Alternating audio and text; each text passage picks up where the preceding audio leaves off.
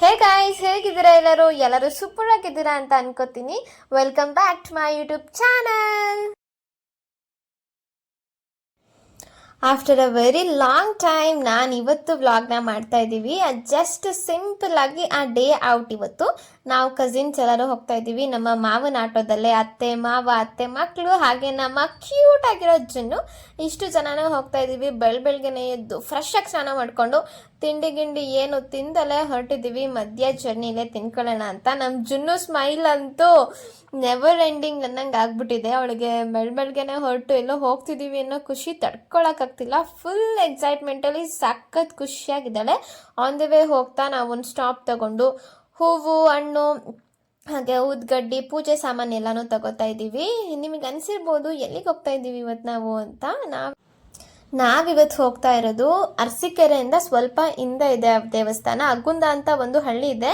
ಆ ಊರಲ್ಲಿ ರೈಟಿಗೆ ತಗೊಂಡು ಅರೌಂಡ್ 8 to 10 ಕಿಲೋಮೀಟರ್ಸ್ ಏನೋ ಹೋಗಬೇಕು. ದೇವಸ್ಥಾನದ ಹೆಸರೇ ಬಸಪ್ಪ ಅಂತ. ದೇವ್ರಿನ ಹೆಸರು ಬಸಪ್ಪ. ನಮ್ಮ ಮಾವನವರ ಮನೆ ದೇವರು. ಅಲ್ಲಿಗೆ ವಿಸಿಟ್ ಮಾಡಬೇಕು ಅಂತ ಹೋಗ್ತಾ ಇದ್ದೀವಿ. ಎಲ್ಲರೂ ತಿಂಡಿ ತಿಂದಿಲ್ಲ, ಎಲ್ಲ ಪಾರ್ಸಲ್ ತಗೊಂಡು ಹೋಗ್ತಾ ಇದ್ದೀವಿ. ಆನ್ ದಿ ವೇ ಹೋಗ್ತಾ ಒಂದು ಕಡೆ ನಿಲ್ಸ್ಕೊಂಡು ತಿಂಡಿನ ತಿನ್ನಬೇಕು. ಇನ್ನು ಯಾರ್ಯಾರು ಸಬ್ಸ್ಕ್ರೈಬ್ ಆಗದೆ ನೋಡ್ತಾ ಇದ್ದೀರಾ, ದಯವಿಟ್ಟು ಫಸ್ಟು ಸಬ್ಸ್ಕ್ರೈಬ್ ಆಗಿ, ಹಾಗೆ ಬೆಲ್ಲೈಕನ್ನು ಆನಲ್ಲಿ ಇಟ್ಕೊಳ್ಳಿ.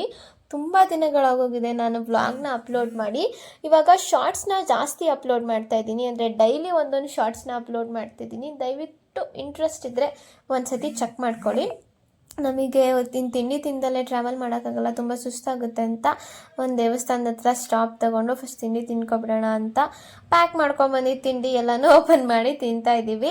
ಈ ಥರ ಹೋಟೆಲಲ್ಲಿ ತಗೋಬೇಕು ಅಂತಂದರೆ ನಾವು ಮೋಸ್ಟ್ ಆಫ್ ದಿ ಟೈಮ್ ಪಲಾವ್ನೇ ಪ್ರಿಫರ್ ಮಾಡೋದು. ಪಲಾವ್ ಆ್ಯಂಡ್ ಇಡ್ಲಿ. ಇದೇ ದೇವರು ಗೈಸ್ ಬಸಪ್ಪ ಅಂತ. ಇಲ್ಲಿ ದೇವಸ್ಥಾನ ಇತ್ತು ಫಸ್ಟು.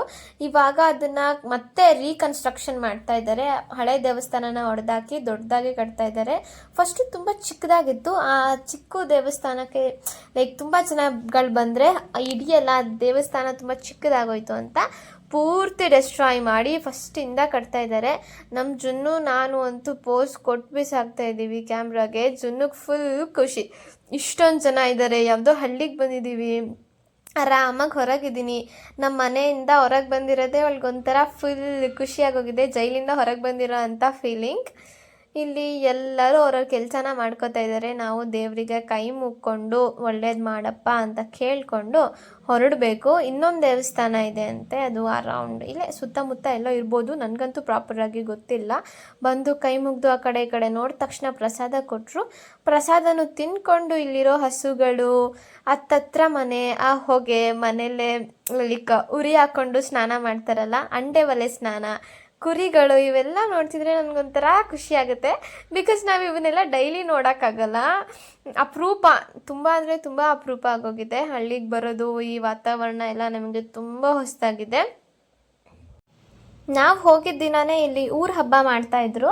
ಆ ದೇವರಿಗೆ ವರ್ಷಕ್ಕೆ ಒಂದ್ಸತಿ ಹಬ್ಬನ ಮಾಡ್ತಾರಂತೆ. ಗಾಡ್ ಸೇಕ್ ಅನಿಸುತ್ತೆ. ಪುಣ್ಯಕ್ಕೆ ನಾವು ಇದೇ ದಿನ ಬಂದಿದ್ದೀವಿ. ತುಂಬ ಖುಷಿಯಾಯಿತು. ಎಲ್ಲ ಡೆಕೋರೇಷನ್ನು, ಅರೇಂಜ್ಮೆಂಟ್ಸ್ ಎಲ್ಲ ತುಂಬ ಚೆನ್ನಾಗಿ ಮಾಡ್ಕೊಂಡಿದ್ದಾರೆ. ದೇವಸ್ಥಾನ ಪುಟ್ಟದಾದರೂ ಅದರ ದೇವಸ್ಥಾನದೊಳಗಿರೋಂಥ ದೇವರಿನ ಮಹಿಮೆ ತುಂಬ ಅಪಾರವಾದದ್ದು. ಅದಕ್ಕೆ ನಾವು ಬೆಲೆ ಕಟ್ಟೋಕ್ಕಂತೂ ಸಾಧ್ಯ ಇಲ್ಲ. ದೇವ್ರನ್ನ ನೋಡಿ ಖುಷಿ ಪಡಬೇಕು. ಎಷ್ಟು ದೊಡ್ಡ ದೊಡ್ಡ ಹಾರಗಳೆಲ್ಲನೂ ತಂದಿಟ್ಟಿದ್ದಾರೆ ನೋಡಿ ದೇವರಿಗೆ.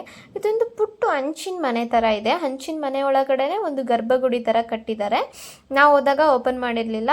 ಅವ್ರ ಪೂಜಾರಿ ಬರ್ತಾರೆ ಒಂದು 2 minutes ಅಂತ ಹೇಳಿದ್ರು. ಅದಕ್ಕೆ ವೆಯ್ಟ್ ಮಾಡಿಕೊಂಡು ಆ ಕಡೆ ಈ ಕಡೆ ಎಲ್ಲ ನೋಡ್ತಾ ನಿಂತಿದ್ದೆ. ಇನ್ನೂ ಸಬ್ಸ್ಕ್ರೈಬ್ ಆಗಿಲ್ಲ ಅಂದರೆ ದಯವಿಟ್ಟು ಫಸ್ಟು ಸಬ್ಸ್ಕ್ರೈಬ್ ಮಾಡ್ಕೊಳ್ಳಿ.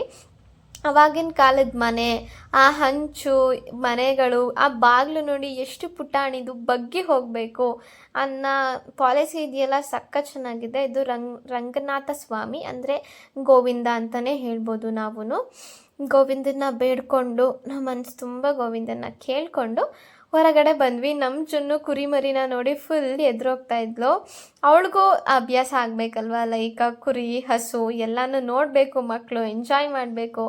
ಆ ಫೀಲ್ ಹೇಗಿರುತ್ತೆ ಅನ್ನೋದು ಅವ್ರಿಗೂ ಗೊತ್ತಾಗಲಿ ಅಂತ ಇಟ್ಕೊಂಡು ತೋರಿಸ್ತಾ ಇದ್ದೀವಿ. ಸ್ಟಾರ್ಟಿಂಗಲ್ಲಿ ಸ್ವಲ್ಪ ಹೆದರ್ಕೊಂಡ್ಳು, but now she is happy with it. Okay, ದೇವ್ರ ಪೂಜೆ ಎಲ್ಲ ಮುಗೀತು. ನಮ್ಮ ಮಾವನ ಅಣ್ಣನ ಮನೆ, ಅಂದರೆ ಅವರು ನನಗೆ ಮಾವನೇ ಆಗ್ತಾರೆ, ದೊಡ್ಡ ಮಾವನ ಮನೆಗೆ ಹೋಗಿ ವಿ ಆರ್ ಕಮಿಂಗ್ ಬ್ಯಾಕ್. ವಾಪಸ್ ಹಾಸನ್ಗೆ ಬರ್ತಾ ಇದ್ದೀವಿ. ಒಂದೇ ದಿನ ಹೋಗಿ ಬರಬೇಕಂತಲೇ ಅಂದ್ಕೊಂಡು ಹೋದ್ವಿ. ಸಿಕ್ಕಾಪಟ್ಟೆ ತಲೆನೋವ್ತಿತ್ತು ಅಂತ ಒಂದು ಬ್ರೇಕ್ ತಗೊಂಡು ನಮ್ಮ ಫೇವ್ರೇಟ್ 1952 ಕಾಫಿಗೆ ಬಂದು ಹ್ಯಾಸಲ್ನಟ್ ಕಾಫಿ ಕುಡಿದಿದ್ದ ತಕ್ಷಣ ಎಂಥ ತಲೆನೋವು ಆದರೂ ಕ್ಷಣದಲ್ಲೇ ಮಾಯವಾಗುತ್ತದೆ. ನಂಗೆ ಮಾಯ ಆಗೋಯ್ತು.